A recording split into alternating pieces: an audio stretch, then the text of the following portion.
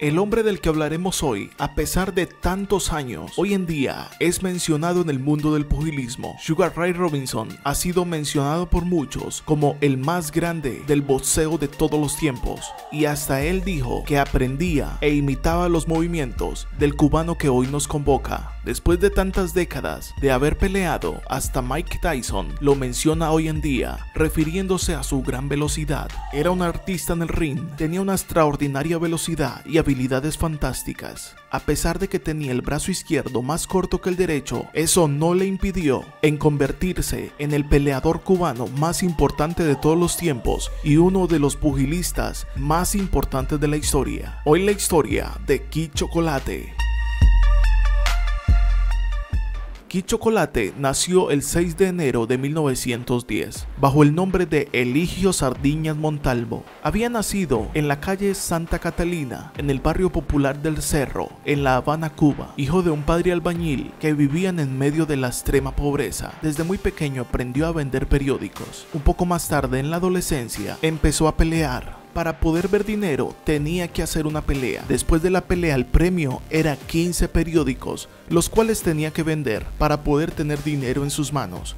A medida de que iba creciendo, el botín iba aumentando, pero siempre era el pago en periódicos. Como amateur intervino en 100 peleas y ganó 86 por la vía del knockout. El primer torneo que ganó fue un campeonato patrocinado por el periódico La Noche. Un campeonato de vendedores de periódicos. El periódico La Noche. Llegaría el año de 1929, en el cual se convirtió ya en profesional. Su primera pelea como profesional devengó 32 pesos y 40 pesos en el primer combate que sostuvo en los Estados Unidos. Un hombre que había nacido en la pobreza y que peleaba por gusto empezó a recibir dinero. 7 meses después de su primera pelea, recibió $17,500 por su enfrentamiento con Bushy Graham en junio de 1929. La presencia de Kid Chocolate hizo que se batiera el récord de taquilla en el Polo Ground con más de 66,000 personas. Era tan bueno el espectáculo de Kid Chocolate que más tarde ganaría por una pelea $50,000, la mayor cantidad de dinero pagada a un peso pluma en la historia hasta ese entonces. Chocolate estaba desde los 18 años en Estados Unidos en la categoría peso pluma, donde a pesar de tener 3 años menos de lo exigido por las reglas, demostró gran valentía, fortaleza y una increíble velocidad, sobre todo en sus piernas. Esto le permitió realizar extraordinarios combates que le condujeron a lograr el título de campeón mundial de la división al derrotar a Benny Butts en 1931. Bueno, yo gané el campeonato featherweight aquí el día 16 de julio de 1931, peleando contra Benny Butts. Le gané por nocaut en 7 rounds. En 1932 nuevamente alcanzó el título mundial de la categoría peso pluma y solamente fue derrotado por el italoamericano Tony Canzoneri en 2 oportunidades, empezando a mostrar signos de pérdida de fuerza como consecuencia del padecimiento de una enfermedad silenciosa que lo estaba menguando poco a poco. Decía, el boxeo soy yo. Aunque parezca muy prepotente la frase y que él mismo la diga, no le quedaba mal, porque todo el que hablaba de pugilismo en esa década tenía que mencionarlo a él. Definitivamente fue el hombre más importante en su momento.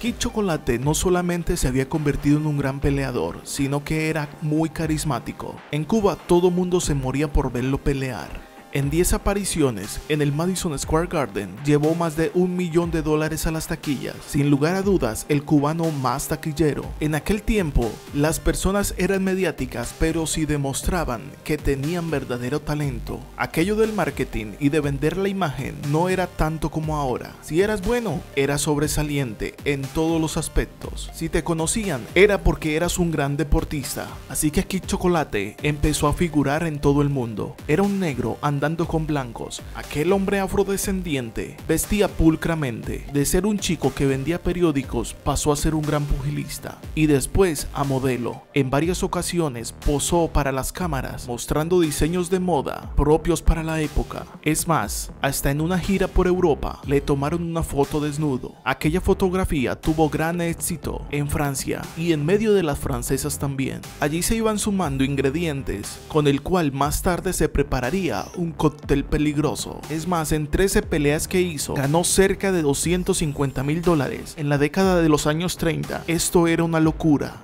Kid Chocolate dio con un buen manager. Afortunadamente para él, dio con Pincho Gutiérrez. Era un hombre que amaba a los pugilistas, se volvía casi padre de ellos. Pero tanta cercanía también trajo otro tipo de inconvenientes. Tras cobrar grandes bolsas por Europa y Estados Unidos, Chocolate y su manager se aficionaron a los juguetes caros. Uno de ellos, el Cadillac de 16 cilindros que adquirió el campeón. Kid Chocolate se había convertido en la sensación. Se llevó a su habitación a varias estrellas del cine, aún del cine europeo. En París, en el año de 1934, se encontraría con Carlos Gardel, dos figuras que compartían un pasado pobre, pero que en ese momento disfrutaban de las riquezas económicas. En París, el cubano y el argentino recorrieron los prostíbulos. Así fue que Gardel y Kid Chocolate hicieron una gran amistad. Quedaron de encontrarse en 1935 en Cuba. Gardel vendría a La Habana como parte de una gira por el Caribe y Sudamérica. El recorrido debió comenzar por Cuba, pero comenzó por Puerto Rico y continuó en Venezuela y posteriormente en Colombia. El 24 de junio de 1935, en Medellín,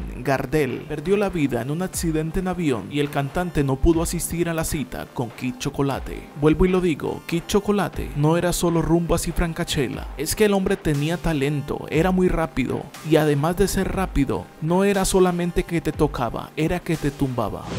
¿Y el otro campeonato? Lo gané el día 13 de octubre del año 1932. En Nueva York a Lou Fermo, le gané por nocaut en 13 rounds.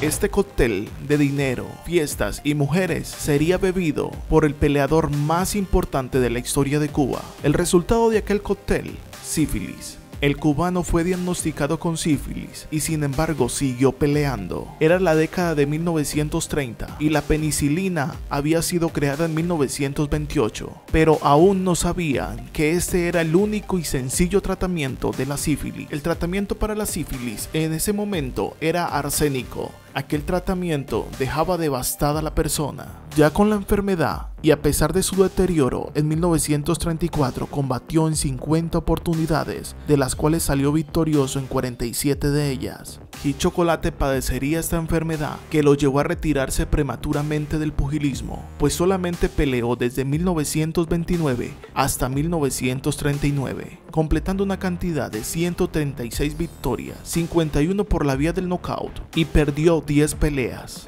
Esto lo llevó a estar en el Salón de la Fama Internacional. Fue un gran luchador con una velocidad y habilidad fantástica. Fue uno de los primeros, si no fue el primero, en estudiar a sus contrincantes y también a otros pugilistas que habían sido exitosos anteriormente. Y está considerado entre los 10 peso pluma más importantes de la historia. Si vamos a hablar de leyendas, él fue el primero, seguramente. Lo que has escuchado de él, lo habrás podido escuchar de muchos de los abuelos aficionados al pugilismo. Kid Chocolate peleó hasta 1939. Años más tarde, Kid Chocolate le entregó el cinturón en 1959 a Fidel Castro y el 8 de agosto de 1988, Kid Chocolate falleció. Todos los que lo conocieron decían que era una gran persona. Quedó sin dinero, pero él decía que cuando tuvo dinero hizo feliz a muchas personas y no se consideraba un hombre pobre.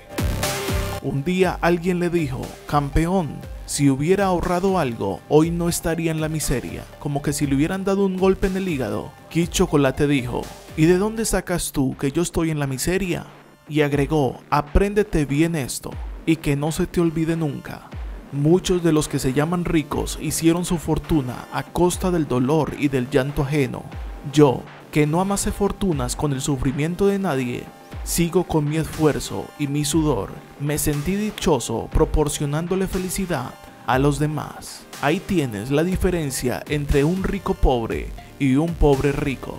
Y por último le dijo a quien le había hecho tan imprudente pregunta: a quien te diga que Chocolate vive en la miseria, dile que es mentira, que aún sin un centavo, Chocolate sigue siendo rico. Esta era la filosofía de vida de Kid Chocolate, el peleador más importante de la historia de Cuba y uno de los más importantes de la historia del pugilismo mundial, y sin lugar a dudas tiene un puesto honroso entre los mejores pugilistas de todos los tiempos, pues antes de Chávez, Durán, Benítez, Argüello y otros estaba Kid Chocolate. Si te gustan las historias, suscríbete a Culturízate, dale like al video si te gustó, visita nuestro segundo canal, se llama Culturizados, te dejo el link en la descripción. Bye.